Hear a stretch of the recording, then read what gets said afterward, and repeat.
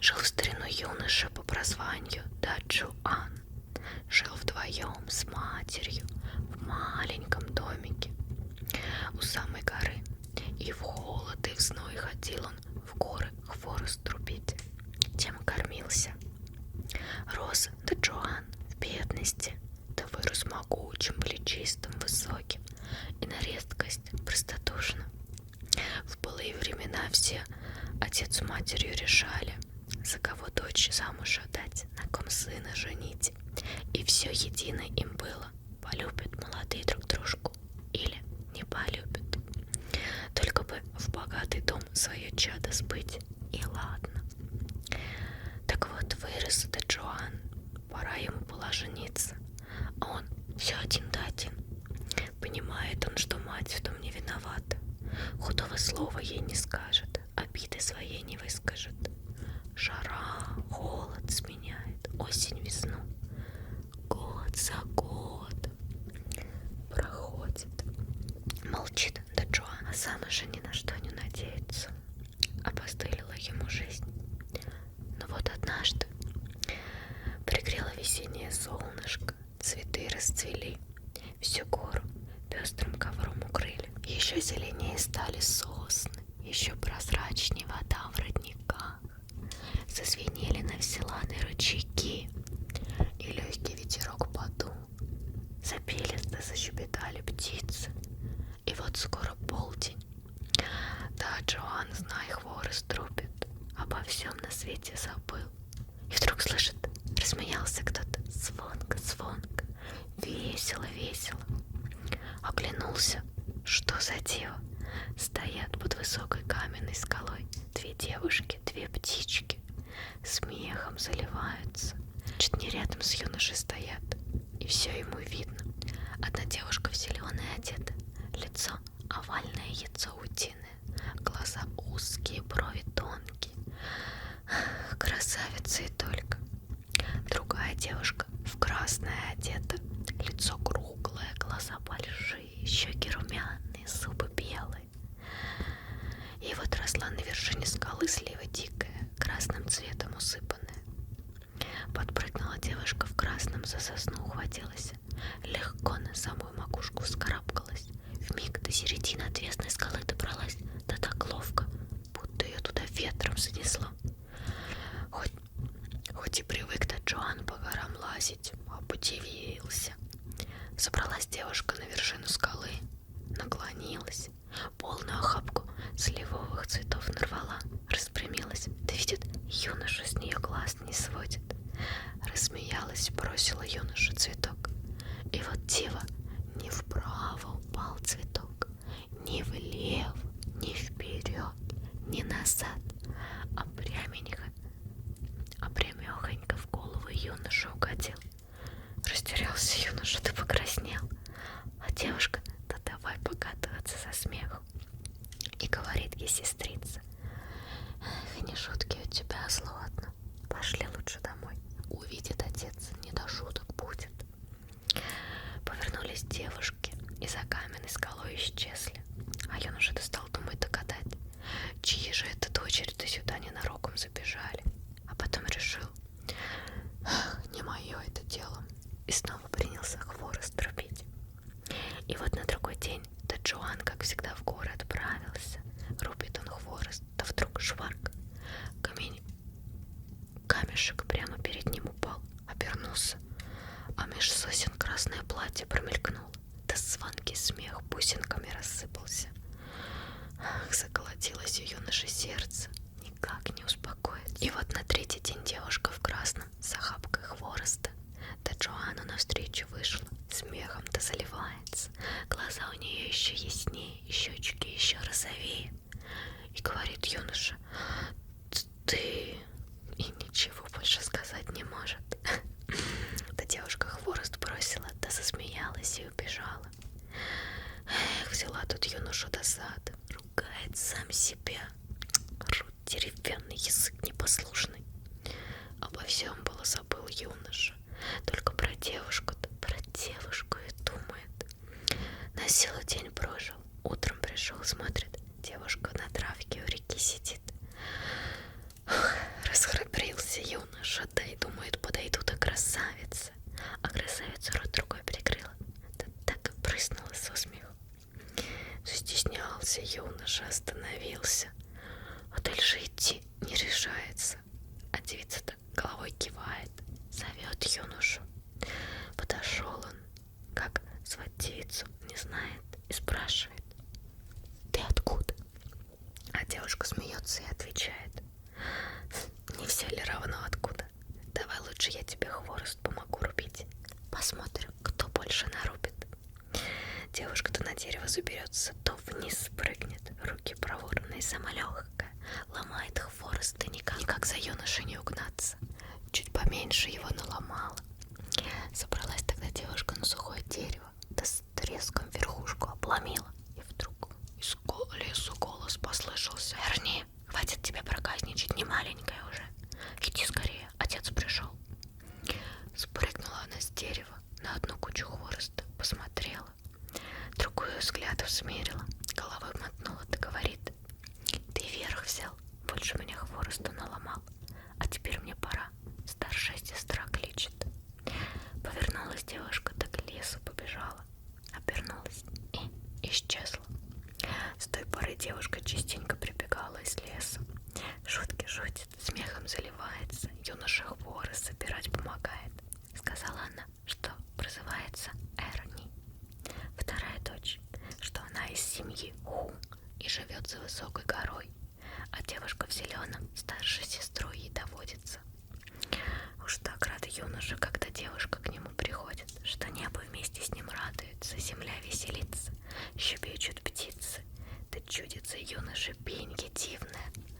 Зашумят на ветру листья, слышится юноше звонкий смех, и цветы будто краше стали, и ручьи звонче. Ах, вот бы взять такую девушку в жены. Думает так юноша, а красавица ничего не говорит, боится. Да приметила мать, что уходит сын раньше, домой возвращается позднее, хворосту больше приносит. Радуется старая, трудолюбивый у нее сын, и тревожно ей неладное чувствует. То веселится юноша, то вдруг задумается, как потерянный ходит. Не стерпела мать, да спрашивает: о чем печалишься, сынок? Рассказал ей сын все как есть, по порядку. На что мать ему и говорит: горы глухие да пустынные, откуда там девушки взяться? Коли встретишь ее опять, приведи-ка, я на нее погляжу. И вот наутро пришел юноша в горы, а девушка на прежнем месте сидит, на самой верхушке скалы каменной. Голова вся цветами изукрашена. Взяла Эрни один цветок, волосы юноши воткнула, а сама смехом заливается. И говорит ей юноша: не будем мы нынче хворост рубить. Отчего же не будем? Спрашивает девушка. Моя матушка на тебя взглянуть хочет. А девушка-то обиделась и говорит: эх ты, хочешь, чтобы мать тебе подходящую жену выбрала? Сказала так девушка, плечами повела, да повернулась и убежала. Растерялся юноша, быстрее догнал девушку и говорит, а сам запинается: я хочу с тобой век вместе прожить, коли не брезгуешь, соглашайся. А девушка-то застеснялась и говорит: да это я шутки шучу, сказала, и опять смехом залилась. Посмотрел юноша на девушку, да тоже рассмеялся, пот со лба вытер. Привел юноша Эрни к себе в дом, стала она его женой. И до того трудолюбива была Эрни, за какую работу не возьмется, все у нее борется. Нисколько не гнушалась девушка бедностью до Джоанна. День-деньской щебечет да смеется. С ней старуха-мать слова хоть не стала, только в скорости закручинилась вдруг старуха, брови нахмурила. Стала ее Эрни спрашивать что да как, а старуха ей отвечает: не хочу обманывать тебя, доченька. Все наши припасы кончились, больше нечего в котел класть. Тогда засмеялась молодая невестка, да говорит: не тревожьтесь, матушка. Сказала, да убежала куда-то. Немного времени прошло, смотрит мать, а невестка с целой корзиной риса воротилась. Глазам своим не верит старуха, радуется, самой-то сердце ноет. Где же ты рис раздобыла, доченька? Ничего не сказала Эрни, рассмеялась лишь и со стряпню принялась. Недолгие ночи длинные. Старуха-мать-то про тот случай думать забыла. И вот год прошел. Эрни родила мальчика. Живут они теперь вчетвером, не нарадуются. Оглянуться не успели, а мальчик-то бегать научился. Ну вот однажды, когда солнце уже за гору село, шел Джоан домой с вязанкой хвороста, то вдруг видит, Эрни с каким-то стариком разговаривает. Хотел он было подойти посмотреть, что за старик такой, но опомниться не успел, как старик исчез. Эрни одна осталась. Подбежал к ней Джоан, смотрит, а у Эрни из глаз слезы, жемчужинки катятся. Растревожился юноша, дрожит весь. Ни разу не видел он, чтобы жена плакала. Не успела он рта раскрыть, а Эрни ему говорит: должны мы с тобой, Джоан, нынче расстаться. Смотрит юноша на Эрни, глаза широко раскрыл. Ему во сне такое предвидеться не могло. Думает, может, ослышался. А жена ему опять говорит: да тихо так. Искал меня отец, искал и нашел наконец. А теперь с собою увести хочет. Понял тут Джоан, что приключилось. Заныло сердце-то у него, да спрашивает: уйдешь от меня, значит? Не моя воля на то, отец не волит. Забудь обо мне, будто и не было ничего между нами. Никогда мы больше с тобою-то не увидимся. Сказала она, да заплакала горько-горько. Не стерпел и Джоан, уронил слезу, да говорит: не можем мы с тобой расстаться. Ничего на это не сказала Эрни. А потом говорит: надумал мой отец в дальние края податься. Ты сейчас воротись домой, а после, если не забудешь меня, иди на юго-запад. Пройдешь 1000 верст, увидишь старую акацию, 10 000 лет ей. По той акации пещера есть, 100 верст длиной. Там и найдешь меня. Закивал Джоан головой. Согласен, мол. И вдруг Эрни протянула юноше что-то красное, блестящее, это говорит: ничего тебе будет есть, попроси у жемчужины, да скажи: жемчужина, жемчужина, дай мне еды. Посмотрел Джоан на жемчужину, а она величиной с боб. Поднял голову, а Эрни и след простыл. Сидит у его ног огненно-красная лиса, из глаз у нее слезы на землю капают. Присел Джоан на корточки, да говорит: возьми свое сокровище обратно, Эрни. Ты тварью оборотилась, и без тебя не видать мне счастья. Замотала лиса головой. Взял ее Джоан на ручки, да вдруг слышит, за спиной кто-то кашлянул. Оглянулся, да никого нет, а потом смотрит, и лисица исчезла. Чуть умом юноша не тронулся, ищет везде, да не следа лисьего нигде нет, ни тени. Ночь наступила, делать нечего, пришлось и домой вернуться. День и ночь думает Джоан про Эрни, кусок ему в горло не идет. Сын с утра до вечера плачет, мать ищет, старуха-то по невестке тоскует, внучонка жалеет, смотрит, как плачет дитя малое, да сама слезами обливается. Слез тех на целую заводь хватило бы. Горе радость сменил. Да время-то все бежит, и вот решил Джоан в путь отправиться, Эрни искать. Наказала мать сыну взять жемчужину.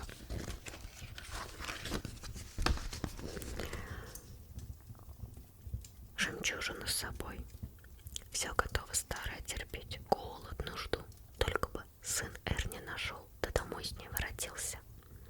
Собрала старая сына в дорогу, сухих лепешек ему положила, да не про то речь.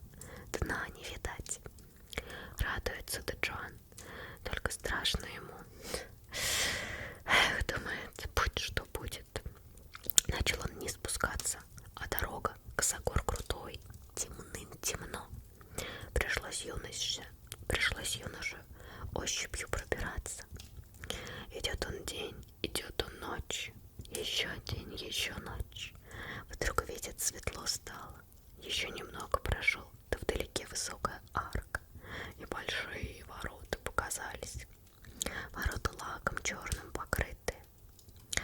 Подошел юноша к воротам, подергал за кольцо. Ворота распахнулись. Ты увидел юношу-девицу в зеленом платье, ту самую, которую Эрни своей старшей сестрой назвала. Смотрит девушка на Джоан, глазам своим не верит. Одолела ее тревога-то. Ты как сюда попал?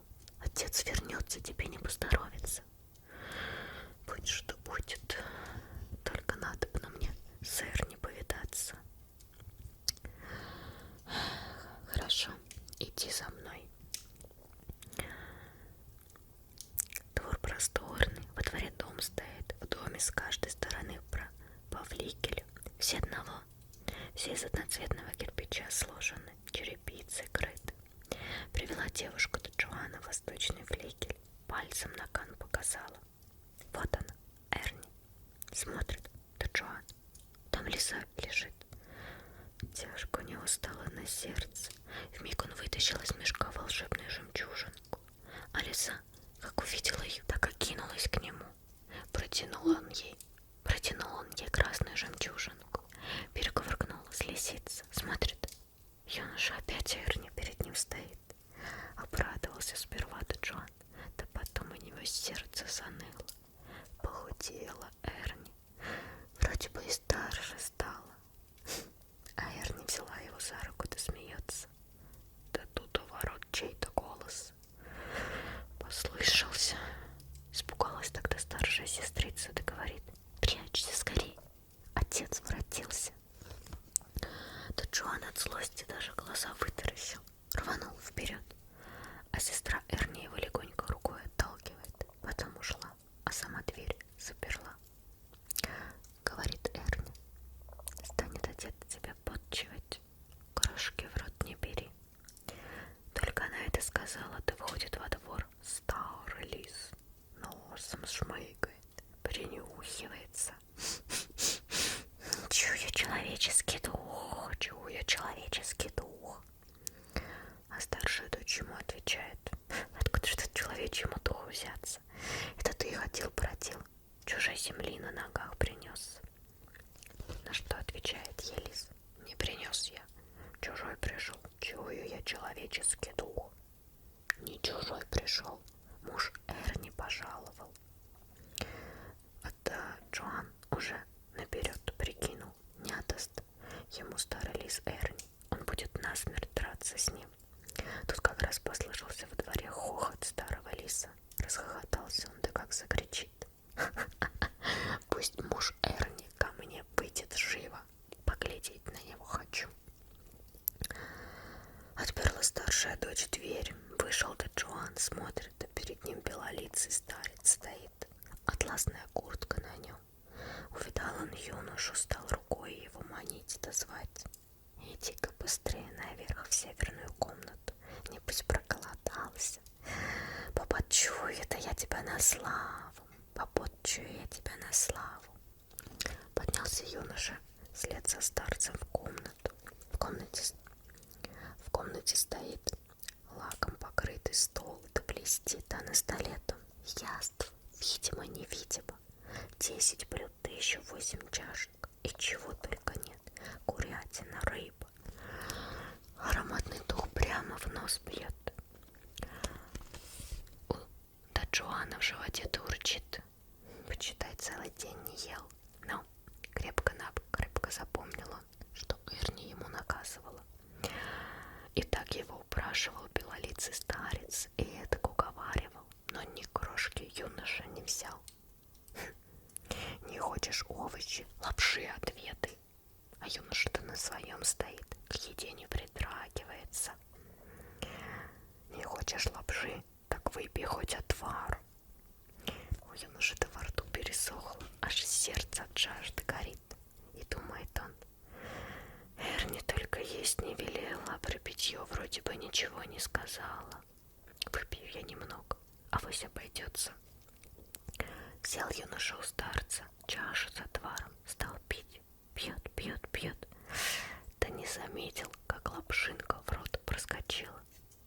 Сплошь спрашивает Эрни его. Ел ты у отца, когда он тебя подчивал?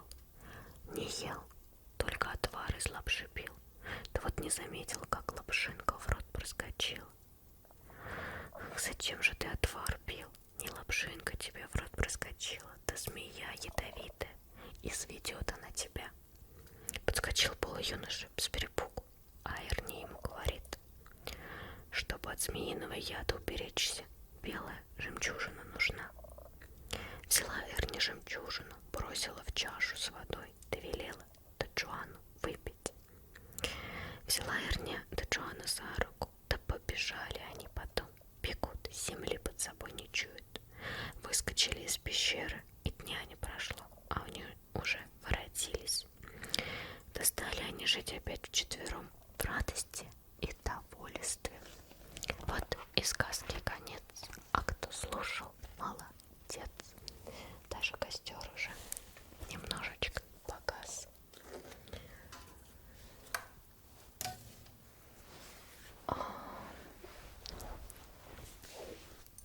Ну, сказка. Как мне кажется, немножко концовка у нее слишком сжатая. Но надеюсь, вам все равно было приятно послушать сказочку. Шоу